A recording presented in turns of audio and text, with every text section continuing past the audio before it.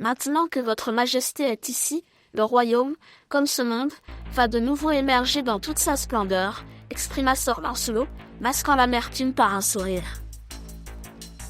Si j'avais prêté attention à ces mots, peut-être aurais-je pu. Pour être honnête, je ne sais pas ce que j'aurais fait. Je sais, c'est pathétique. Majesté, il est temps de s'occuper des affaires du royaume, m'appela Merlin, tandis que Sir Lancelot se précipitait à mes côtés, me guidant vers la salle centrale, là où se trouvait le trône. Ils m'indiquèrent que c'était ma place, tandis que, à droite et à gauche, m'aideraient et me conseilleraient dans les décisions à prendre.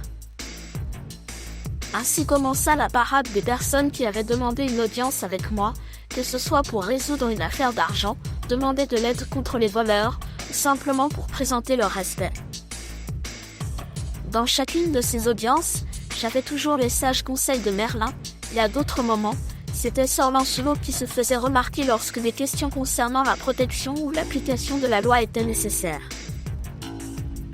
Après quelques heures, l'épuisement se voyait sur mon visage, alors Merlin suggéra qu'il était temps de continuer mon éducation dans les forêts royales, toujours escorté par des gardes, ainsi que par Sir Lancelot et Sir Galahad.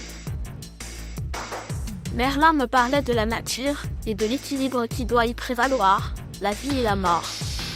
Il mentionnait diverses plantes médicinales, ainsi que des plantes toxiques. Il parlait de créatures magiques qui errent et qu'il ne faut pas déranger, au risque de subir de graves blessures, ou même de mourir victimes de leurs attaques. Ces créatures magiques sont-elles ici maintenant, dans les forêts ? Demandai-je, plein de curiosité, car pour être honnête, je n'ai aucune idée de ce à quoi elles ressemblent, ni des plantes qu'il a mentionnées. Je souhaite vraiment avec une grande ferveur les voir de mes propres yeux. Bien sûr, votre majesté, mais certaines de ces créatures sont timides en présence des humains, certaines se méfient de notre nature, expliqua-t-il doucement, en chuchotant, tissant à travers mon esprit, le remplissant du brouillard qui m'hypnotise.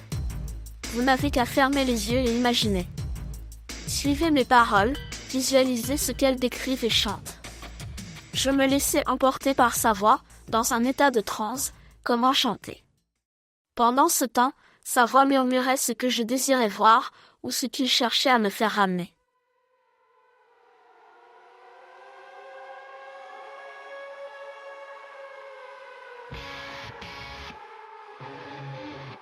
Ce que tu dois recréer, petit, ramène-le à cet endroit, tu sais qu'il te manipule, n'est-ce pas ?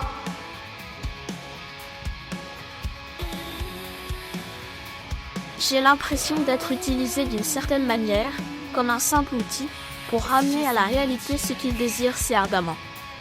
Un monde magique où des dragons volent et dansent dans les cieux, crachant du feu. Des licornes galopent librement à travers les forêts, sautant par-dessus les obstacles, unissant brillamment. Les fées des bois volent parmi les branches des arbres, émergeant des fleurs. Les nymphes des rivières nagent joyeusement, bondissant à travers les eaux. D'énormes hommes verts, qui sont l'incarnation des esprits des forêts. Pendant le transe, je me laisse captiver par cela, un sort qui prive de toute conscience, de toute recherche de vérité. D'un claquement de doigts de Merlin, je sors de la transe, et je peux les voir. Ce qui n'était pas là avant, planent maintenant dans les cieux, et leurs bruits se font entendre dans la forêt. Ils sont réels.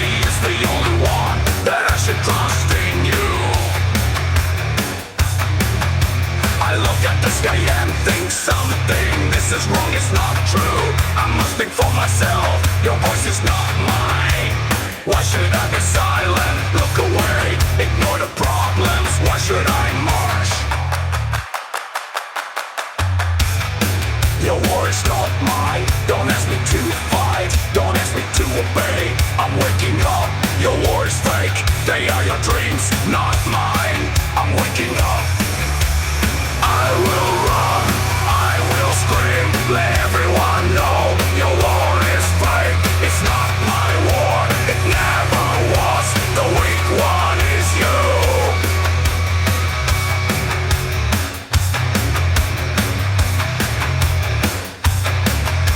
You say I'm weak, but you need me. That my voice is not heard, but you silence me. You are the weak one who needs me. Your dreams are not mine, I will turn away now. I dictate my path. Today I choose to walk away from you. Today I choose to wake up, not to be silent. Your war is not mine. Don't ask me to fight, don't ask me to obey. I'm waking up, your war is fake. They are your dreams, not mine. I'm waking up.